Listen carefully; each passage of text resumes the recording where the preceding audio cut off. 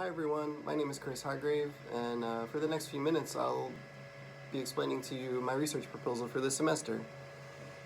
So the research problem that I'm looking at for my project is that adolescents and young adults with autism spectrum disorder, or ASD, often engage in inappropriate sexual behavior. Now, many may consider this to be a taboo topic. However, over the next few minutes I'll hopefully be able to explain exactly why I chose this topic. I'll go through some of the research that's currently out there on this topic and explain where my research proposal fits in. So I really chose this topic because I've had several experiences in which I've worked with individuals who have displayed inappropriate sexual behavior. There was one instance for an individual that I worked with in Philadelphia.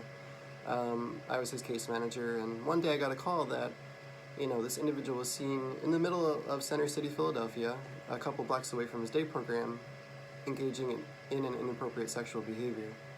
Fortunately, the first person to see him was someone from that day program. They just happened to walk by and see where he was and what he was doing. So they were able to get him back to the day program and handle the situation internally. At my current job, I've also worked with a couple of individuals who engaged in this behavior. One who engaged in the behavior at his workplace, and another who did so at kind of a more enclosed vocational training center. So this is really where my interest in this topic comes from, is that I've encountered it several times, and I really hope to look at some of the research that was out there on, in terms of how prevalent this issue is, as well as to find any information and interventions for this issue. In my search, I found some pretty interesting information.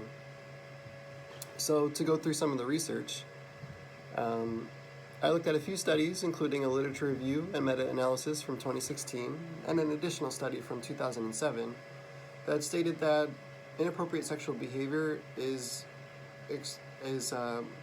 more prevalent for individuals with high-functioning ASD than for those without ASD.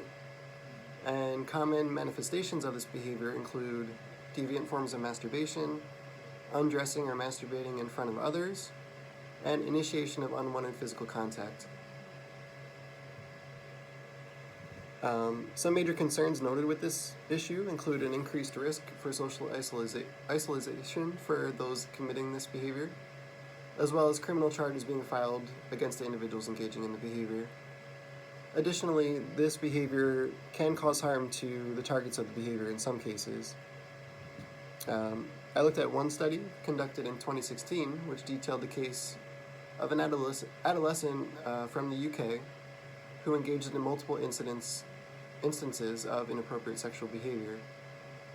This included sexual assault to a family member, as well as verbally expressing a desire to engage in deviant sexual behavior. This led to this individual being placed in multiple facilities, including a mental health facility as well as a youth correctional facility. So this behavior is quite prevalent for individuals with ASD, and the consequences to engaging in the behavior can be quite serious. So moving on to the research that I looked at in terms of interventions, I looked at one study which proposed, from 2010, which proposed sexuality education that is tailored specifically to meet the needs of those with ASD.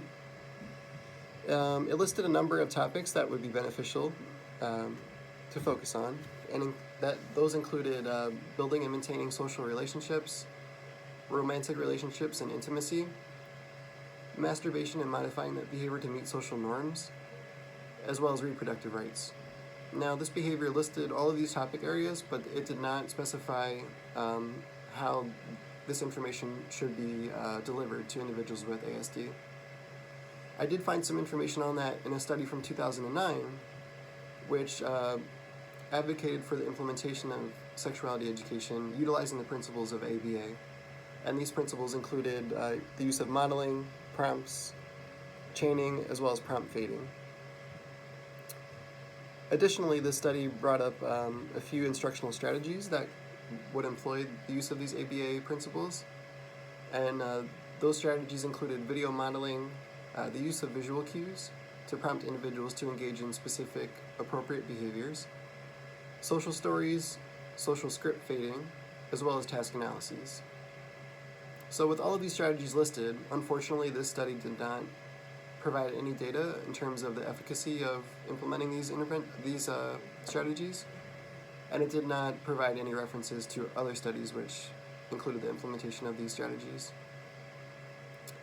I read another study, which was actually the study regarding the individual living in the UK, in which a multi-component treatment plan was implemented. This treatment plan included a sexuality education component, which the authors write that the education component was tailored to meet the needs of someone with ASD.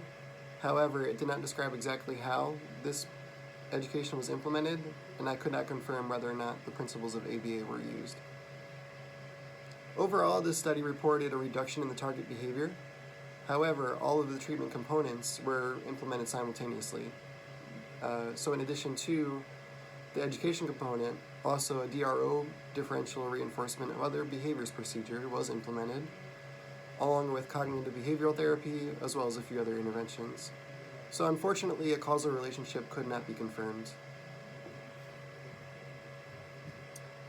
So the DRO procedure in this study, as well as another study conducted with a young adult with a developmental disability, involved the use of a token economy.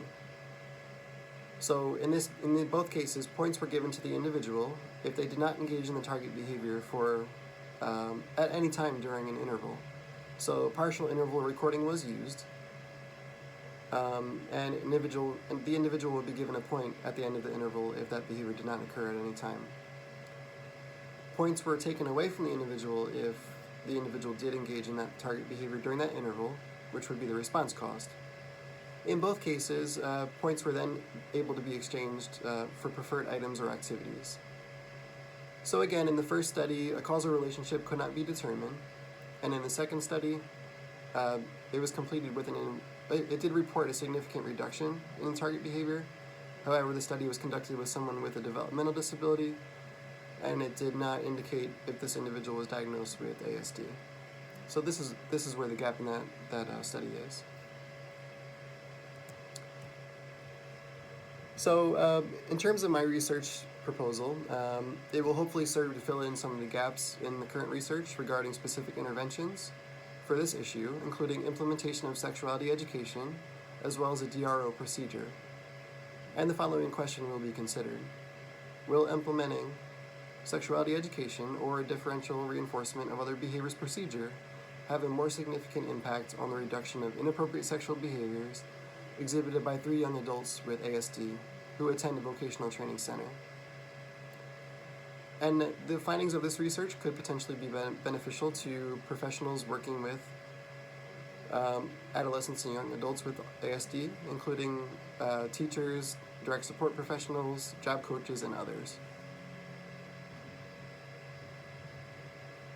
The ultimate purpose of this research proposal is to assist professionals in choosing efficacious interventions for those that they support, so that these individuals may participate more fully in society through increased participation in social activities or maintaining community employment, for example.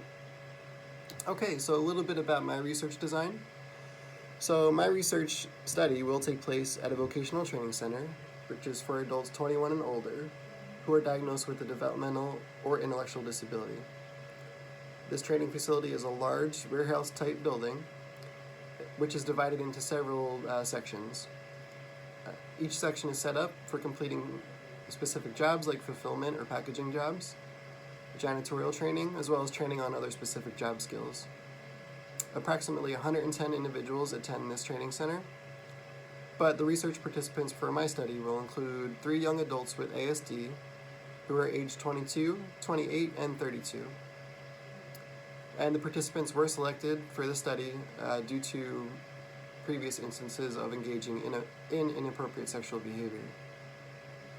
So in terms of inappropriate sexual behavior, my dependent variable, it will be divided into 2 categories.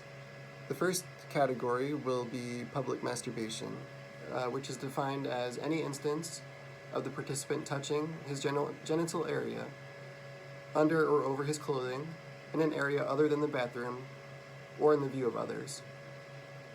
The second category will be inappropriate sexual conversations, which are any instance of speaking about sexual feelings or other sexual topics outside of the sexual education classroom. And I'll explain a little bit further what I mean about the sexual education classroom. So my research study will be conducted during normal operating hours for the training center, which will be between 9 a.m. and 1 p.m. during the normal working week. Before I begin implementing any data recording or any treatment procedures, I will conduct a functional analysis for each individual during the assessment phase. And I'll also complete a preference assessment for each individual to determine which items should be available during the DRO procedure. So my study design, it will utilize an alternating treatments design in order to determine which treatment phase is more effective in reducing the target behavior. So the baseline phase of my study will include the collection of data by job coaches working directly with the participants. Those taking the data will use partial interval recording, and the 5-hour work period that the individuals are here or at the training center for will be divided into 5 1-hour intervals. If the individual engages in any instance of the target behavior during that interval, the interval will be marked as the behavior occurring. The baseline phase will occur for approximately 3 weeks or 15 working days, and it is hypothesized that the frequency of the target behavior will be relatively high during this phase. Okay, that brings me to my first treatment phase, which will include implementation of the DRO procedure. This procedure will be implemented in the form of a token economy. Subjects will be informed that if they do not engage in the target behavior, they will earn points throughout the day. So again, 1 point will be given to the participant by the supervising job coach at the end of every hour, if 0 instances of the target behavior occur during that interval. On the other hand, a point will be taken away if the individual does engage in the target behavior during that interval. And again, for this, a partial interval recording system is used. All of the points will be recorded and displayed using a visual board that the individuals can access throughout the day. And at the end of the day, participants can exchange their points that they earned at the Vocational Training Center store, and they can exchange those points on any preferred items that they identify. This treatment phase will also occur for approximately 3 weeks or 15 working days. Alright, that brings me to the second treatment phase, which includes implementation of sexuality education. During this phase, participants will be engaged in 2 1-hour sexuality education courses per week for approximately 3 weeks. The content of these courses will include appropriate communication of sexual feelings, appropriate places to undress, appropriate versus inappropriate masturbation, and other topics, and it will be delivered via video modeling and the use of other visual strategies, such as using visual stimuli. Again, for this treatment phase, partial interval recording will be used.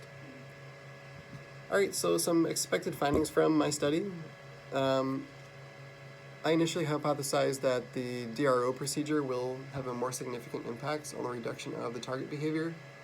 However, I ultimately hypothesized that both individual treatment phases will not result in a complete elimination of the target behavior. And these results suggest potential benefits to examining the effects of combining sexuality education with the DRO procedures through further research. Alright, so that sums up my research proposal. I look forward to your questions and comments. Thank you, everyone.